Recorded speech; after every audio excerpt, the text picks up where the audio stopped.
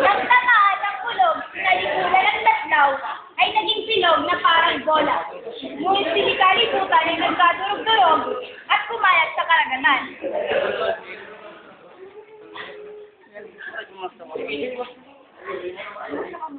Hinanap ni Lisuga ang kanyang mga kapatid at nagpunta siya sa langit. Yan mga kapatid ko!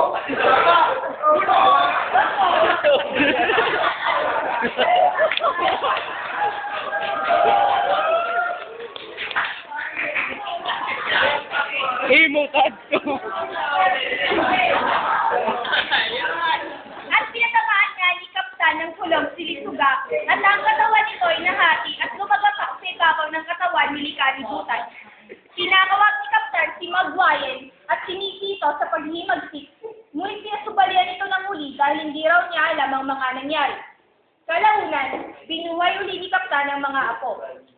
Ngayon, tinatanggal ko na ang inyong mga parusa. Si Ladlaw ay ginawang araw, si Libulan ay naging buwan, at si Likalibutan ay tinubuan ng mga halaman at naging sanlibutan.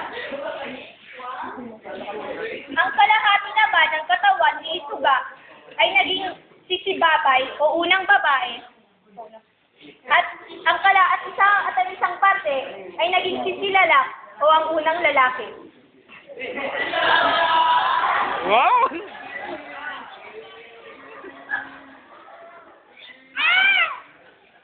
At meron pa ang isang version ng Version pa? Mami.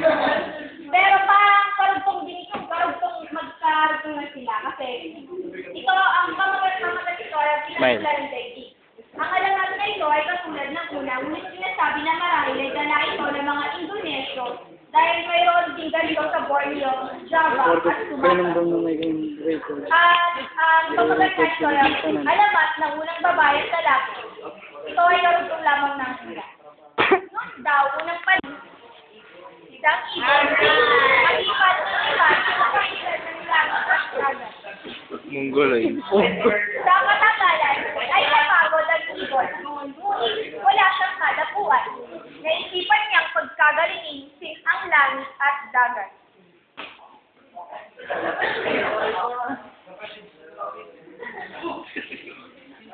Chismis. Sa away ng dalawa, ang langit ay nagbuo ng maraming bato sa lupa. Logo dito! Dragon Ball! Sa wakas ay may nalakuan na ang ibon.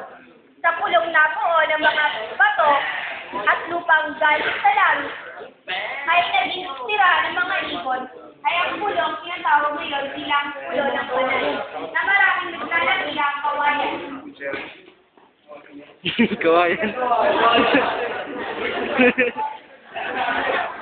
Sa tabi at batisan ay may dalawang napakalaking kawayan na hindi kaya yakapin. Isang araw, habang ang ibon ay naliligo sa bati, nagulat siya sa tuktok na narinig. Opay. Maya-maya pa, ay may narinig naman siyang sa pagtuktok na nanggagaling sa loob ng napakalaking kawayan. Sa tuwing ang ibon ay tumutuktok, Magbulag man nila. sumasagot ng Nachup pa. kawayan. Nachup pa. Sa wakas, dahil sa matutukan ng ibon, ay nabiyak ang kawayan. At ay lumabas na isang tao.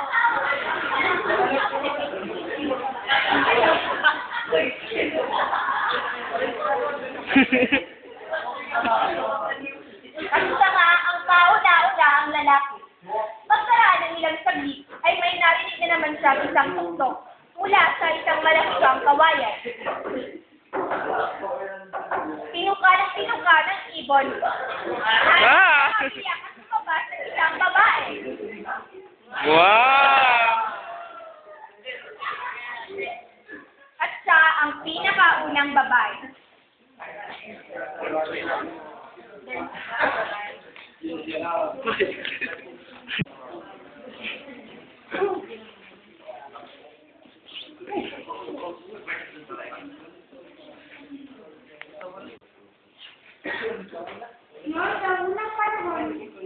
Panahon pa ng hapon.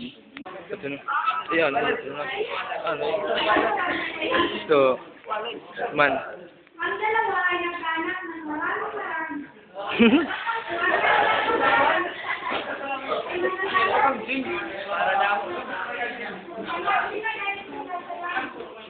Wala ka dito ka makarit.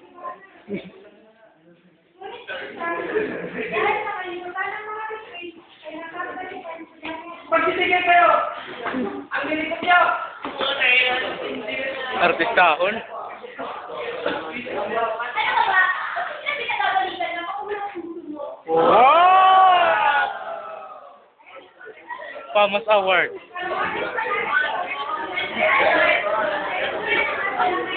Easy! Bibigyan tayo. Wow! Ano na yung mga anak?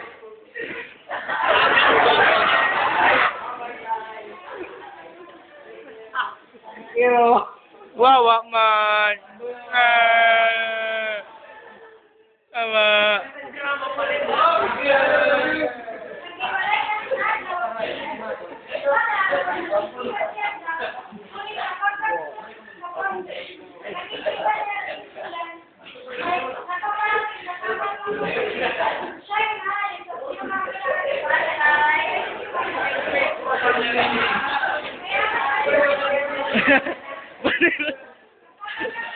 Bantay Bata 163.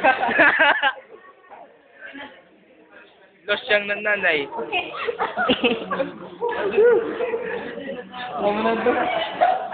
The end.